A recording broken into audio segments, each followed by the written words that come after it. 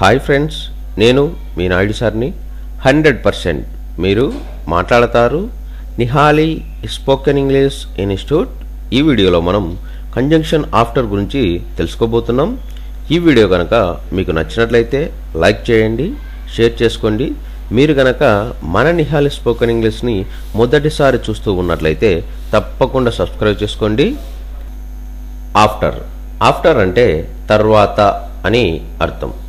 ఆఫ్టర్ను ఎలాంటి సందర్భాలలో ఉపయోగిస్తాము అంటే, మనం మాట్లాడే మాటల సందర్భాలలో ఆడిన తర్వాత, మాట్లాడిన తర్వాత, ఇలా తర్వాత అని చెప్పే సందర్భాలలో మనం ఆఫ్టర్ను ఉపయోగిస్తాము. ఎగ్జాంపుల్ తీసుకున్నట్లయితే, I will call you after I have spoken to them. నేను వారితో మాట్లాడిన తర్వాత నీకు కాల్ చేస్తాను. I had a bath after we played football. మనం ఫుట్బాల్ ఆడిన తర్వాత నేను స్నానం చేశాను. Naresh reached the school after the bell rang. Naresh గంట కొట్టిన తర్వాత స్కూల్కు చేరుకున్నాడు. There were heavy rains after the season was over. ఋతువు దాటిపోయాక అధిక వర్షాలు పడ్డాయి. We left after the show is over. ప్రదర్శన అయిపోగానే మేము వెళ్ళిపోయాము. ఆఫ్టర్ ఆఫ్టర్ అంటే తర్వాత అని అర్థం.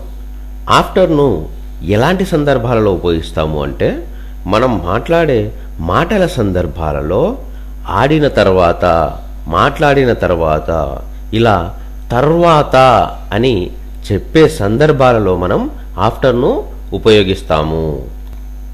ఎగ్జాంపుల్ తీసుకున్నట్లయితే, I will call you after I have spoken to them. నేను వారితో మాట్లాడిన తర్వాత నీకు కాల్ చేస్తాను.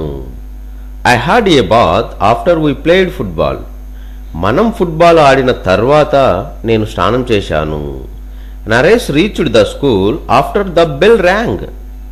నరేష్ గంట కొట్టిన తర్వాత స్కూల్కు చేరుకున్నాడు. There were heavy rains after the season was over. ఋతువు దాటిపోయాక అధిక వర్షాలు పడ్డాయి. We left after the show is over.